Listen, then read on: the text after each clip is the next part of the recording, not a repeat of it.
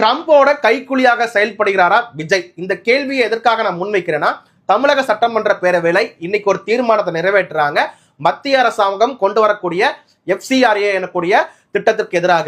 இந்த FCRA திட்டத்துக்கும் ட்ரம்ப்புக்கும் விஜய் அவர்களுக்கு என்னப்பா சம்பந்தம்? முதல்ல FCRA திட்டம்னா ஃபாரின் கான்ட்ரிபியூஷன் ரெகுலேஷன் ஆக்ட். இந்தியாவில் பல NGOக்கள் இருக்கு. அந்த NGOக்கள் எல்லாமே ஃபாரின் கண்ட்ரீஸ்ல இருந்து ஃபண்டு வாங்குவாங்க. அது இயல்புதான். அந்த ஃபண்ட்ஸை வந்துட்டு ரெகுலேட் படுத்துறதுக்கு தான் இந்த திட்டம் கொண்டு வந்திருக்காங்க. இது உலகத்தில் இருக்கக்கூடிய எல்லா நாடுகளும் பண்ணக்கூடியதுதான். இதை எதுக்குப்பா ரெகுலேட் பண்றாங்க? இது என்னப்பா பிரச்சனை நீங்க கேட்டீங்கன்னா, ஒரு NGO அமைப்பு இருக்குன்னா அந்த NGO அமைப்பு பொதுநலத்துக்காக தான் ஃபாரின்ல இருந்து ஃபண்டு வாங்கி செலவு பண்றாங்களா, இல்லாட்டி இங்க இருக்கக்கூடிய அரசாங்கத்தை கவிழ்ப்பதற்காகவும் தீவிரவாத செயல்களை ஊக்குவிப்பதற்காகவும் அந்த ஃபண்ட்ஸை வந்துட்டு பயன்படுத்துறாங்களா, அதை மானிட்டர் பண்றது தான் இந்த ஆக்ட் கொண்டு வந்திருக்காங்க. உதாரணத்துக்கு நான் ஒரு NGO வச்சிருக்கேன். என்னோட NGOக்கு வந்துட்டு ஃபாரின்ல இருந்து 1 லட்ச ரூபா கொடுக்குறாங்க. நான் எனக்கு கணக்கு காட்டணும். நான் இந்த 1 லட்ச ரூபாயை வச்சு இத்தனை பேருக்கு அன்னதானம் போட்டிருக்கேன், இத்தனை பேருக்கு மருத்துவ உதவி கல்வி உதவி பண்ணிட்டு இங்க பில்டிங் கட்டி கொடுத்துருக்கேன் அப்படின்னு நான் பில்லை காமிச்சிட்டேன்னா என்ன எந்த அரசாங்கத்தாலும் கேள்வி கேட்க முடியாது. ஆனா அந்த 1 லட்சத்தை வாங்கிட்டு 10,000 ரூபாய்க்கு 20,000 ரூபாய்க்கு கணக்கு கொடுத்துட்டு மிச்சம் 80,000 ரூபாய்க்கு கணக்கு கொடுக்கலன்னா என்ன கேள்வி கேட்பாங்க. மிச்சம் 80,000 வச்சு நான் என்னப்பா பண்ணுவேன்?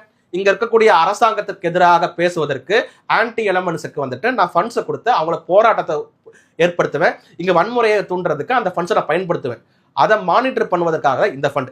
ஆனா இதை ட்ரம்ப் அவர்கள் எதிர்க்கிறாரு. இந்தியாவில் கொண்டு வரக்கூடிய திட்டத்தை ட்ரம்ப் எதற்காக எதிர்க்கிறாரு?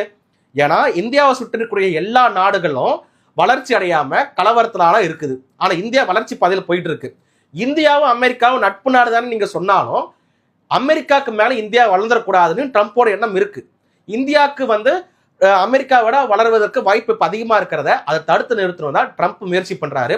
ட்ரம்போட மருமகனும் அமெரிக்காவோட அம்பாசிடரும் தென்னிந்தியாவுக்கு வந்து தென்னிந்தியாவில் இருக்கக்கூடிய காங்கிரஸோட முதலமைச்சர்கள் 3 பேரை பார்க்கறாங்க. DK சிவகுமாரை பார்க்கறாங்க, கேரளாவோட முதலமைச்சர் சதீசனை பார்க்கறாங்க, அதே போல வந்துட்டு தெலுங்கானா முதலமைச்சர் ரேவந்த் ரெட்டியை பார்க்கறாங்க. இதை கனெக்ட் பண்ணி பாருங்க. இதை வந்து கிறிஸ்டியானிட்டியோட கனெக்ட் பண்றாங்க. இது வந்து கிறிஸ்தவருக்கு எதிராக இருக்கு.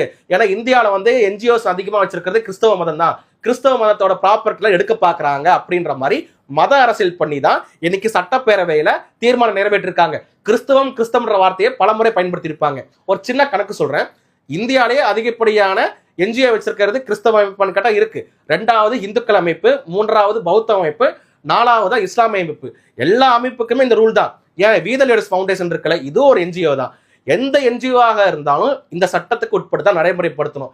இதன் மூலியமாக இங்க ஒரு கலவரத்தையோ தீவிரவாத செயலையோ தூண்ட மாட்டாங்க என்ன நிச்சயம். அதுக்காக தான் இந்த பில்லு வந்திருக்கு. இதை எதுக்கு விஜய் அவர்கள் எதற்காக எதிர்க்கிறாரு? பதில் சொல்லுங்க.